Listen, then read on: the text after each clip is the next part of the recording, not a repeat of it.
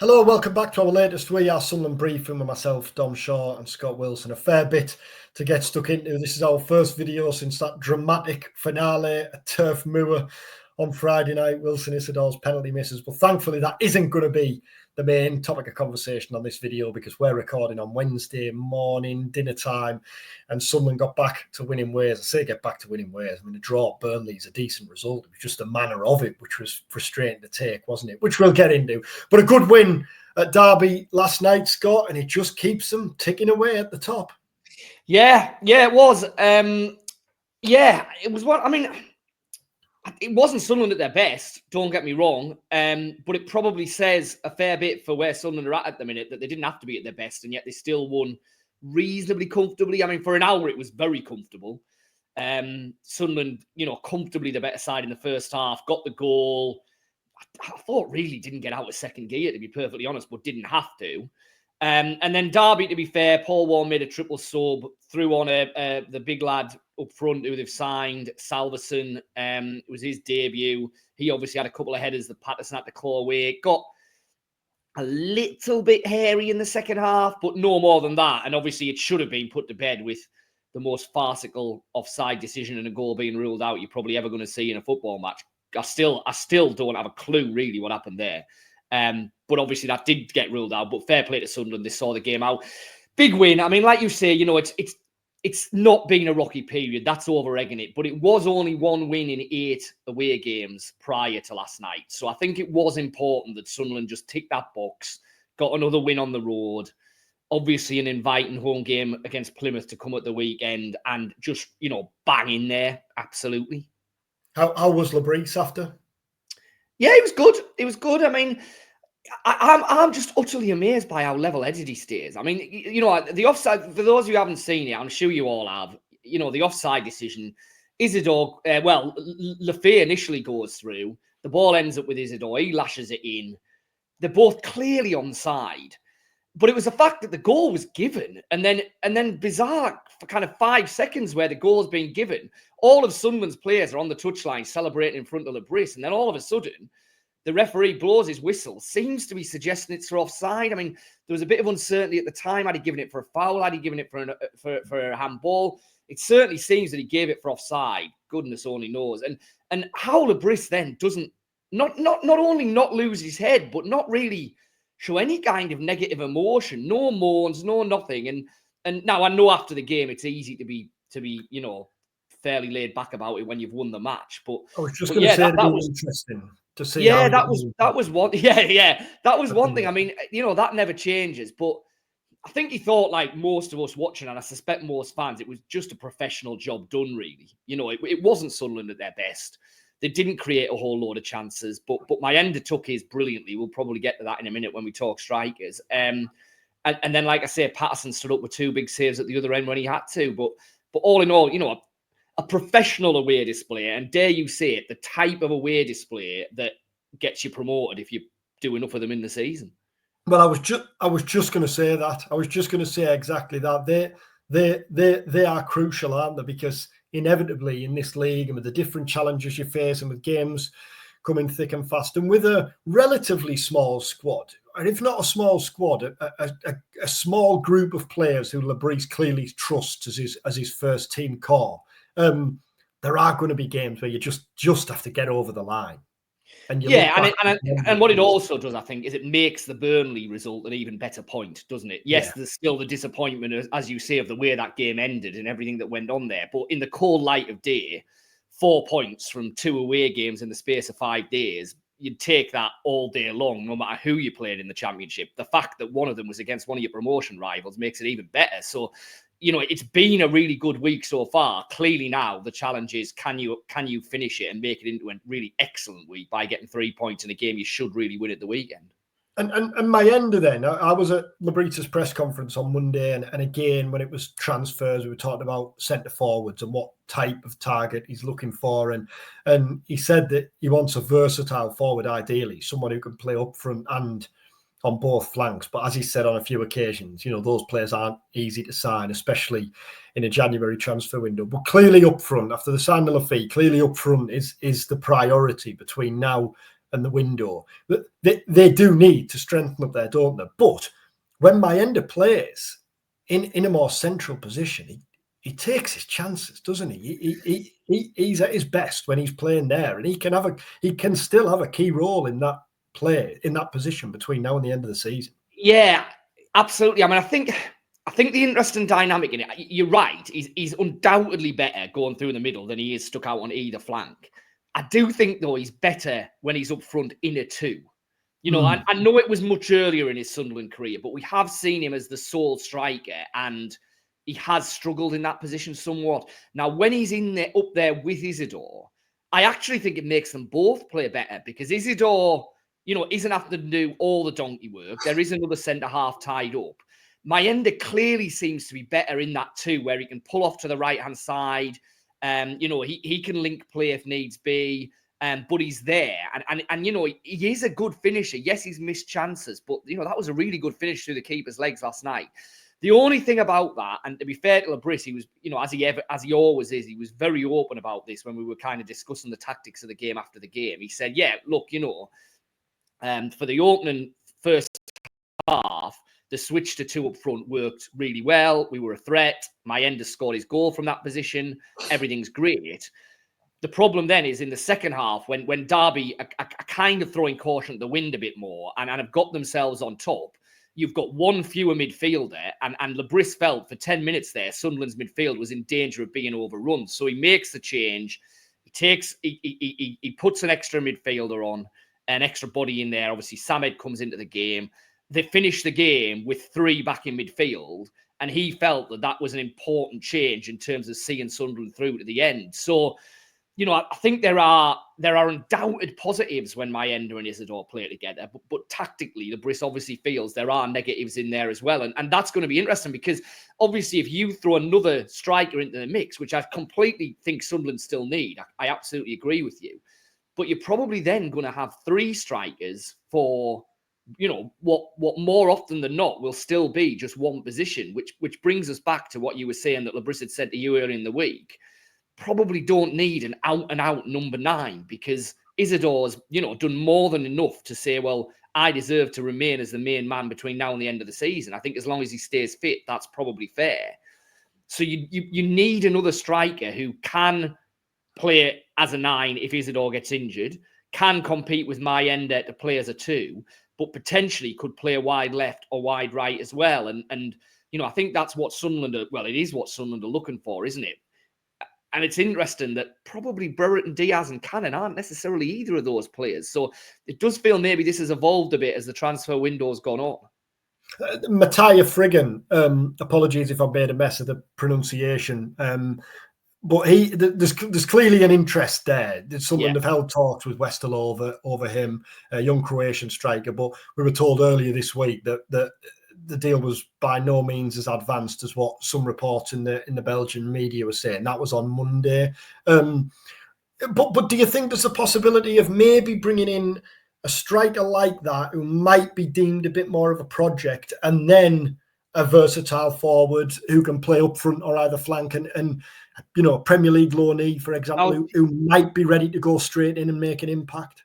Yeah, it feels like maybe we're edging towards a Frigan type signing of a player who, yes, Sunderland are hoping can do something now, but clearly will be signed with at least a little bit of an eye on the future and development.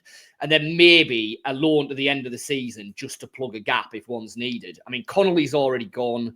Le Bris confirmed after the game last night that the talks over an exit for Rusin are now pretty advanced, pretty well down the line. It certainly sounds like that's going to happen between now and the end of the window. So, you know, Sunderland are freeing up space in the squad at that end of the pitch. So, yeah, it wouldn't surprise me if we were starting to look at a Friggin type signing and then maybe another loan just to see Sunderland through to the end of the season, and then reassess depending on where they're at in the summer. You know, clearly, though, as we've seen right throughout the tenure here at Sunderland, and in fairness, in clubs right across the rest of the Championship, it's all right saying that's what you want. What are we now? A week and a half away from the deadline. It's not going to be easy to get those deals done and over the line. You know, the clock is starting to tick now. You said Roos in there, so there's talks for Roos in to go. Not clear at this stage. I don't think whether that's going to be loan or permanent. No, we asked. I mean, we asked Le Bris again on that last night, and I think to be perfectly honest, both are on the table. I mean, clearly Sunderland would prefer it to be a permanent because I think the decision has been made. Well, we've seen enough of him now. He's not going to be right. He's not going to make it. But I think if that's not an option, then they would go for a loan just to kind of get him through the door, really.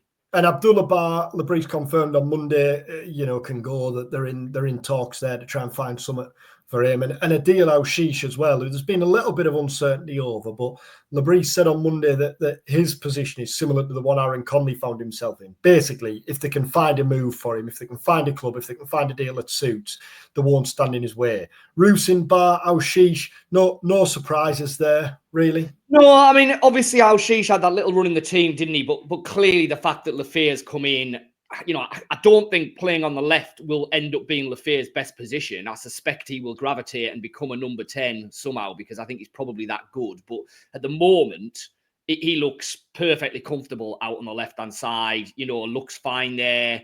Can a couple of times last night he combined nicely with Sirkin. Sirkin obviously shot over early on from a really nice 1-2, but he can come inside, can't he, from that left-hand position, which he was doing. Then don't forget, obviously, you've got, a month or so down the line, Mundle and Watson should both be back kind of in and around it. So, whereas, yes, there was a gap for Al-Shish to fill there, 2-3 weeks ago, that gap's not really there anymore. So, yeah, I think it's understandable. And then Rusin and Bar, well, yeah, they're just two transfers that haven't worked, have they? And it's no surprise at all to see that they'll be heading towards the door, hopefully before the end of the month.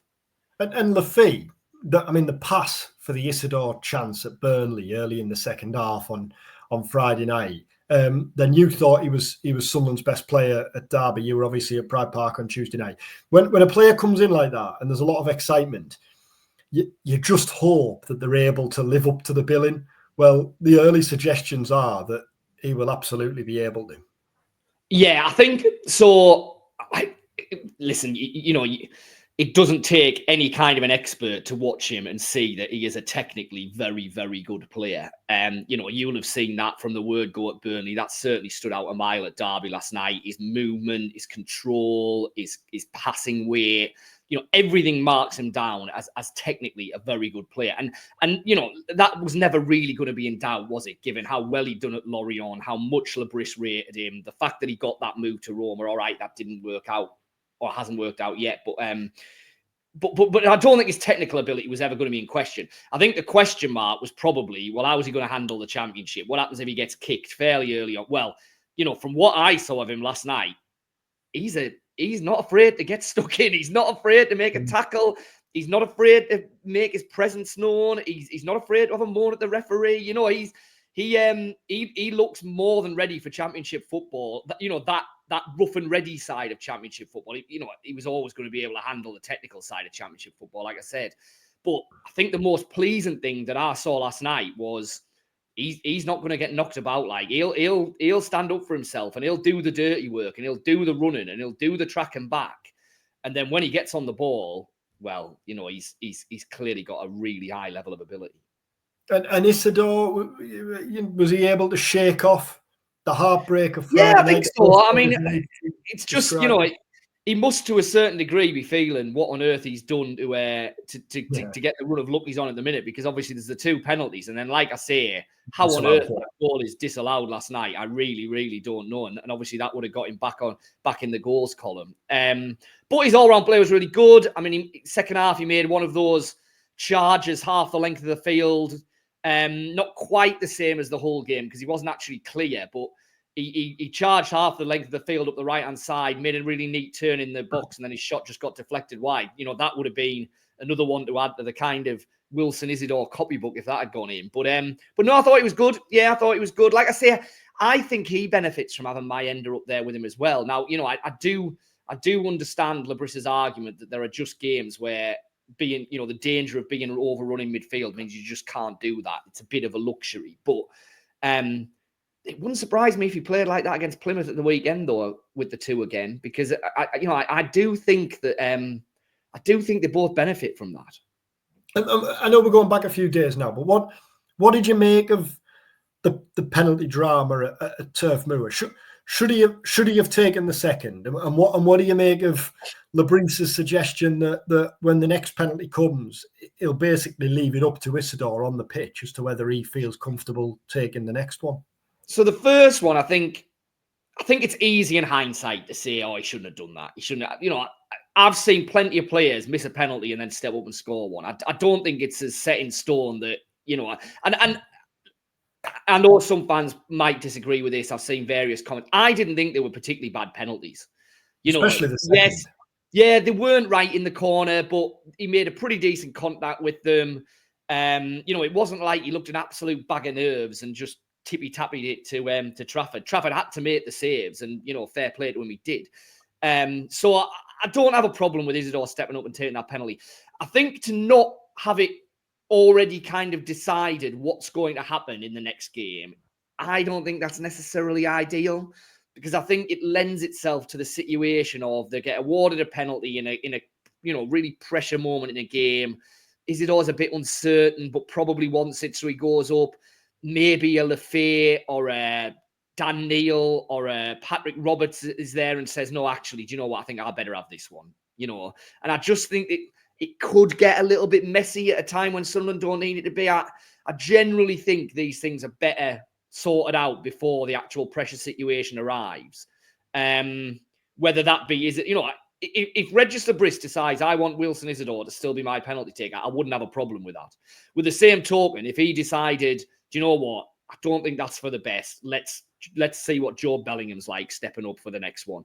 I wouldn't have a problem with that either. But I think it would be better sorted out before it actually gets to the position, because I just think there's the potential there for a bit of messiness that's not really needed. Fair play to Isidor for having the bottle to step up and take the second one on yeah, Friday and I think everything that's gone on afterwards has just endeared him to the Sunderland fans even more, hasn't it? The social media stuff, how distraught he was at the end of the game, the fact that fans, have rallied behind him. I think if anything, it's just strengthened his kind of standard and his relationship with the fans. And like I say, it's just a shame that goal got disallowed last night, because he should have had that. He should have had that to celebrate. You mentioned the game at the weekend. The next 5 fixtures are running across the bottom there: Plymouth, Borough, Watford, Luton, then Leeds. There's a couple of tasty away games in there, which we'll get to. But I mean, that Plymouth home game on Saturday, what an opportunity to kick on again, especially with that Borough game to come next. Yeah, well, that's it. I mean, let's get the cliche klaxon out here. Yes, no easy games in the Championship. Yes, it's a division that just pulls out these surprises left, right, and centre. But if you're serious about finishing in the top 2, you've got to beat Plymouth at home, haven't you? There's no beating around the bush. Sunderland will deservedly start as firm favourites. I think they'll have a full squad to choose from. There's no suggestion that they won't have, or at least the full squad that they've got at the minute. They've got more than enough there to win this game. Now, yes, you can have a mad 5 minutes. You can have a referee send someone off from nowhere, whatever. Yeah, but all things being equal, it will be a real disappointment if Sunderland don't take 3 points at the weekend. Well, I'm just looking there. The next 3 games at home, Plymouth away from home this season, I've got 2 ticks. The tab I had open has just closed on me. I've got 3 points. They haven't won. They've 3 draws, scored 3 goals against 35. Luton, is this not Wayne Rooney's Plymouth? Do you have to start calling them that now?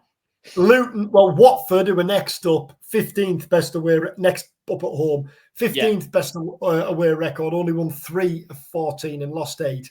Luton, who were next up after that at home, second worst away record in the division. 1 win, 1 draw, 12 defeats, 11 goals scored, 31 goals conceded. Sunderland have the 3rd best home record in the league. Only Sheffield United and Leeds have better. 3 home wins. We all know what's going to happen here now, don't we? I mean, what an opportunity for those 3 games. And clearly, the away games that are either side of those Watford and Luton home games will probably dictate this crucial spell of games and how Sunderland feel coming out of it. But those 3 home games feel like huge opportunities. I know Watford are rivals, or well, not rivals, but battling for the top 6. But they're very much a home team. Those 3 next home games look like big chances. Yeah, absolutely. And you know, if Sunderland were to get 9 points in those games, then, you know, I'm not saying what happens with Borough and Leeds is irrelevant because you're going up against promotion rivals, but it would certainly significantly limit the damage if you were to lose those games, wouldn't it? You know what I mean? So I think if you're taking that block of 5, if you say Sunderland take ideally 9, but certainly 7 from their 3 home games, then if they can win one of those away games, if they could even get 2 draws, they're in a brilliant position. Heading in, you know, and once we get that block of 5 out the way, we're starting to edge towards the running then, aren't we? We're getting near it, you know. So yeah, I think it's just a case of trying to keep the bandwagon rolling in these 3 home games, because as you say, Sunderland have been really good at the Stadium of Light this season. You know, no matter how teams have come up to play against them, they've found a way. They've not been kind of knocked out their stride by teams just sitting back playing a lower block. They've been more than prepared to go toe-to-toe with teams who come and have a go at them. So, they've just got to keep that going, keep that momentum going at home. And then, like I say, you go to the Riverside, you go to Welling Road. And, you know, while it's not quite the case that anything's a bonus, it's certainly a case that the kind of pressure on those games is at least reduced a little bit. 28 games played. When does the running start? Well, I've generally thought Easter, but that's not right. Easter this year is really late. Easter's like, there's only about 3 games left after Easter, so we have to go before that. 10 seems too many, doesn't it? No, well, I don't know. Seems too many. I don't know. Because I think, like, when you've got 10 games left, if you slip up in a couple of games, that suddenly becomes... 10 was what immediately sprung to mind for me. What do you think? I'd have the running more like maybe the last 6. Like half a dozen. 3 at home, 3 away. Yeah, 10 feels a bit too far. But like I say, my normal Easter kind of mindset. No, not this year, because Easter's just about at the end of the season. So yeah, I would say 6. I think 10's a bit much. You still sticking with 10? Yeah, I think 10. Yeah. But then again, you're a runner, so you can run. My running's here to the end of the road. It's a sprint. The running's the last week of the season. Yeah. Maybe it's the last half hour. I mean, for all, regardless of what the running is, it feels like we're already getting the stage where, like, every result really matters. Every kind of slip up matters. Every crucial win, like the one last night, really matters. Yeah, well, it's starting. You know, you're starting to get. I mean, there's that little bit of a gap, isn't there, between 4th and 5th? So, it's starting to feel like you're starting to see the 3 or 4 that are likely to be in the real heart of the automatic battle. Then you've obviously got your playoff candidates. Then you'll have your teams who are hoping to make a late charge. But hey, there's plenty of promotion cliches to drop into here. Right. But I mean, yeah, it is starting to sort that out, and clearly Sunderland have you know done brilliantly to keep themselves bang in that battle for the top 2. And it is it 2 from 4 at the minute? I don't think we're at the stage where you can say that yet, can you? No, but I think we're getting there. I think we're 2 or 3 weeks away from. Well, what you'd say is we're already at the stage where any of those teams below, they're going to have to really string a run together, aren't they? You know, Borough, Blackburn, Watford, West Brom. And I guess, while we're talking about these next games, you know, if Sunderland can beat Watford and win at Borough, then that would, you know, if Sunderland were to beat Borough, then that gap then would be really sizable, whether it's the running or not. You know what I mean? So they have got a chance in the next 3 games to do a fair bit of damage to a couple of the teams who, you know, would be outsiders for the top 2, but would probably still feel they were in that mix at the minute. The pre-running, you're suggesting we're in something of a pre-running? Yeah. Running with the running. We're in. The running. Oh, you're there at the weekend. Home win? Yes. I think it will be a home win, yeah. I mean, I know you can take nothing for granted, but 2-0. 2-0. Job on about the half hour, and then 72. Isidor penalty. No, 72. Direct free kick, Le Fee. Oh, hey, we'll take that. Yeah. Well, thanks for watching. Thanks for listening. Do subscribe, by the way, if you're watching on YouTube. We've passed 1,000 subscribers now, which is something we've been aiming for a couple of months. So thanks to all who subscribe and to leave your comments and who leave the comments in the comments section. We read them and appreciate them as well. If you're listening on your podcast platforms, then obviously rate, review there as well. We'll be at the Academy this week for Regis Le Bris' press conference ahead of that Plymouth game. So keep your eyes peeled on We Are Sunderland for all the lines and analysis to come out of that. And then obviously Scott will be at the Stadium of Light this weekend. Enjoy the rest of your week. Thanks for watching. Thanks for listening. Take care.